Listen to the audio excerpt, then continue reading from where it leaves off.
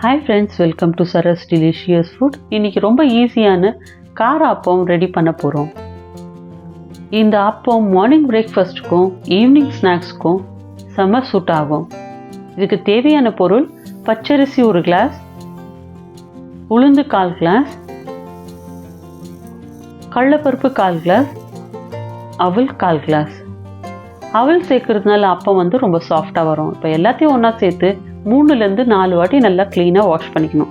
First அரிசி, உளுந்து, கடலைப்பருப்பு, அவல் எல்லாத்தையும் சேர்த்து ஒரு 3 மணி நேரம் ஊற வைக்கணும். இப்போ ஊறின அரிசியை தண்ணியே இல்லாமல் ஒரு மிக்சர் ஜாரில் கொஞ்சம் கொஞ்சமாக சேர்த்துக்கணும். இப்போ பல்ஸ் மோட் வச்சு அரிசியை கொரகொரப்பாக அரைச்சிக்கணும். இப்போ கொரகொரப்பாக அரைச்சதில் ஒரு 2 டேபிள் ஸ்பூன் தண்ணியை ஊற்றி நல்லா நைஸாக அரைச்சிக்கணும்.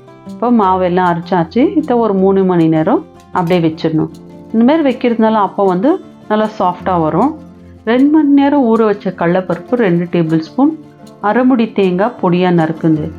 பேன் நல்லா சூடானே 1 கரண்டி எண்ணெய் நல்லா சூடான உடனே 1 டீஸ்பூன் கடுகு நல்லா பொரிஞ்ச உடனே பொடியாக நறுக்கின பச்சை மிளகாய் 5லேருந்து 6, பொடியாக நறுக்கின இஞ்சி 1 டீஸ்பூன், கடலைப்பருப்பு ஊற வச்சிருந்து அரைமுடி தேங்காய் பொடியாக நறுக்குது. இது எல்லாத்தையும் ஒன்றா சேர்த்து நல்லா வதக்கிக்கணும்.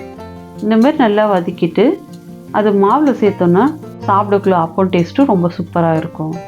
இது கூட 1/2 டீஸ்பூன் பெருங்காயம் சேர்த்து வாசனை வர மட்டும் நல்லா வதக்கிக்கணும். இப்போ நல்லா வதங்கின பிறகு ஸ்டவ் ஆஃப் பண்ணிவிட்டு ஒரு 10 நிமிஷம் ஆற விடணும். இப்போ மாவில் சேர்த்துக்கணும். மாவுக்கு தேவையான அளவுக்கு உப்பு சேர்த்துக்கணும்.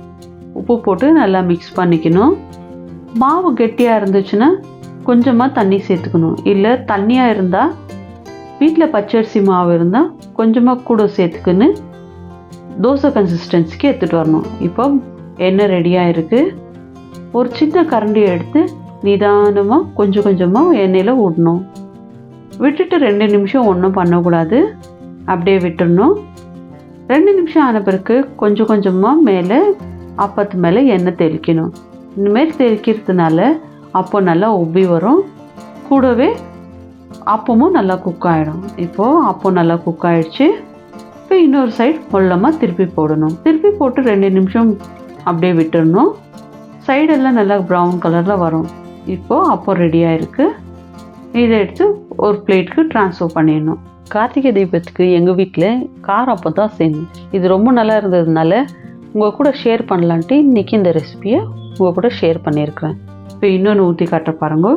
அப்பம் ஊற்றி ஒரு 2 நிமிஷம் அப்படியே விட்டுடணும். அப்பம் நல்லா உப்பி மேலே வந்த பிறகு சென்டரில் எண்ணெய் தெரிச்சு விட்டோன்னா சென்டரில் இருக்கிற மாவெல்லாம் நல்லா குக் ஆகும்.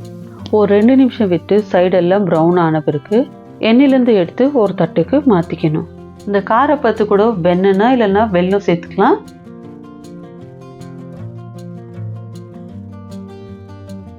இந்த அப்பம் வெளியே கிறிஸ்பியாகவும் உள்ள சாஃப்டாகவும் இருக்கும். நம்ம குட்டீஸ்க்கும் பெரியவங்களுக்கும் ரொம்ப பிடிக்கும். ட்ரை பண்ணி பாருங்கள், கண்டிப்பாக உங்களுக்கு பிடிக்கும். இந்த வீடியோ பிடிச்சிருந்தா சரஸ் டெலிஷியஸ் ஃபுட்டுக்கு சப்ஸ்கிரைப் பண்ணுங்கள், லைக் ஷேர் பண்ணுங்கள். நெக்ஸ்ட் ரெசிபியில் மீட் பண்ணலாம். தேங்க்யூ.